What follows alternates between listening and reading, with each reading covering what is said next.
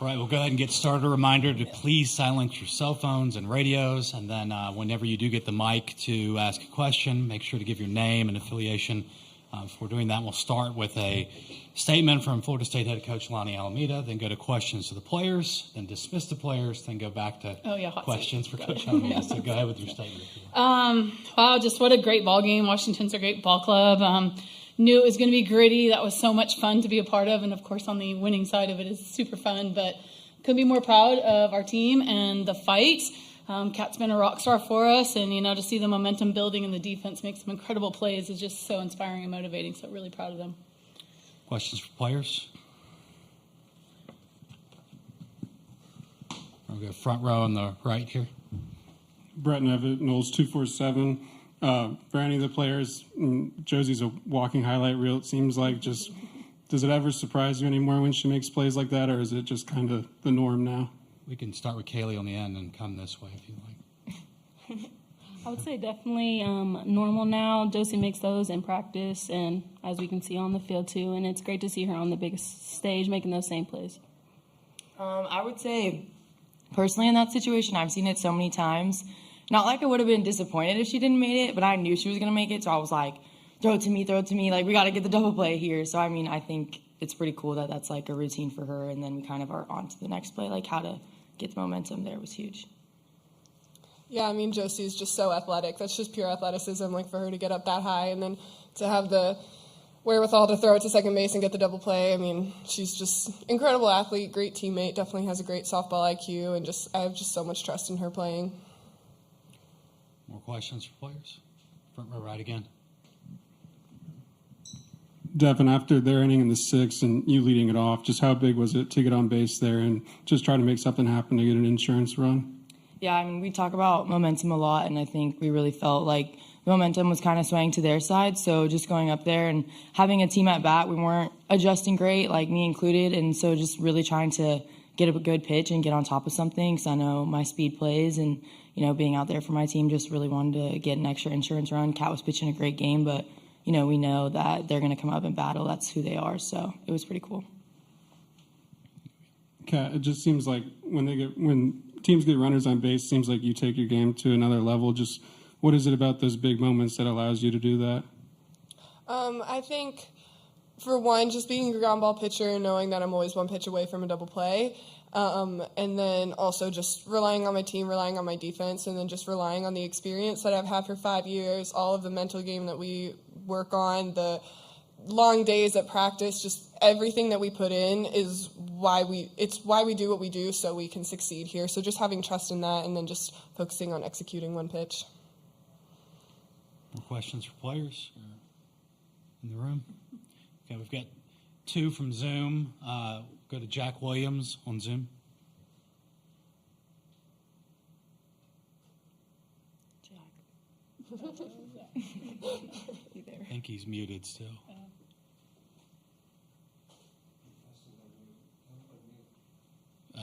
Jack, if you can unmute. All right, do we want to try Hassan Kasim instead on Zoom?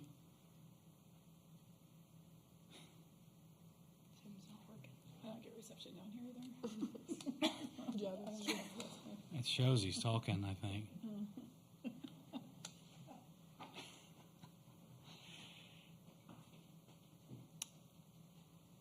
Okay. Hello? There we go. Hear me? Yeah. Kat, coming into the game, did you was this the game plan for the pitching, or like McKenna would start, and and what was your mindset coming into obviously you've done relief all year, but what was your mindset coming into that place? Yeah, that was the plan for McKenna to soft open and then for me to come in. And I'm so proud of McKenna to come out here and just thrive and do her thing on the biggest stage as a freshman. That's just so huge for her, and I know that she really wanted that. So really proud of her being able to get it done. And then, just same mindset that I would have. I think that it's a little more uncomfortable coming in. Middle of the game, you don't really have the chance to feel out the strike zone, all of that stuff. So, and then just runners on base. It's just added pressure, but it's what we've been working on all year. So just getting comfortable with the uncomfortable. So just trying to go in and, do the best I can for my team. Any more questions for players? Okay. Jack Williams is on Zoom, so we'll go to try him. Jack Williams from the Tallahassee Democrats. Sorry, I'm on Zoom on my phone, so I'm still figuring this out.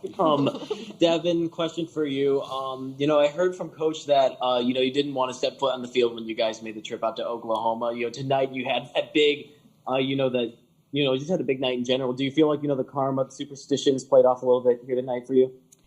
Yeah, I mean, it was more of a team thing why I didn't want to step foot on the field. I just wanted us to earn it. I think coming off last year, we talk about it a lot, and just getting back here, just very process-oriented we've been, and that was kind of my process, is stay in it every game, every pitch that I can, and, this team's going to make it back here because we kind of work so hard for it. So, yeah, I mean, I guess it paid off, but it's paying off more for the team, I'd say, which is pretty cool. Okay, that should do it for questions for players. Thank you, Kaylee, Devin, and Catherine. You guys can Thank you. All right, questions for Coach Alameda now?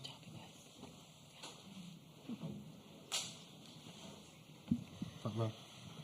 Vinny Speziali, The Daily. You seem to have defensive players make incredible plays against Washington whenever you play them. If you recall a defensive play in 2018, if you recall it now, is there just some sort of inspirational speech you give to your players anytime you play Washington?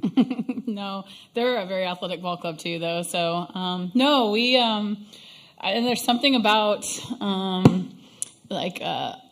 we're so far away from the pack, but we have such good rivalry games against Washington and UCLA, and it's been fun to match up some of the greats. And I think that our left side has definitely, they have a lot of short gamers and a lot of kids that kind of slap, so it gives us the opportunity to maybe cheat a little bit in some of those, and that's a little bit what Jesse did in the situation in the World Series, or in the National Championship Series. But yeah, no, it's not an inspirational speech at all.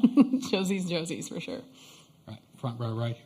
Coach, this postseason, it seems like every time you guys score, you respond with a shutdown inning, and every time the opponent scores, you guys respond by scoring yourself. Just what is it about this team that allows them to kind of control those swings in the game? I think it's your entire season.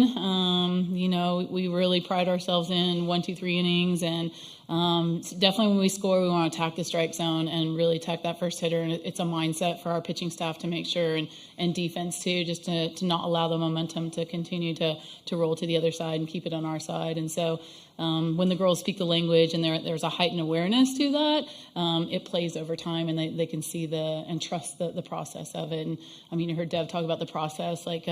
This game is very simple. It's really hard, but it is very simple when you can start to build through the layers and understand if you play a good fundamental softball game, you can be successful over time.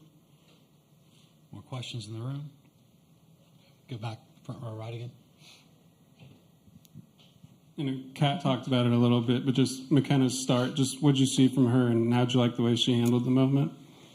I knew that this was going to be tough. Klingler's tough. I think she's struck out 5 times all year, so I knew that there was going to be a lot of pitch to contact tonight.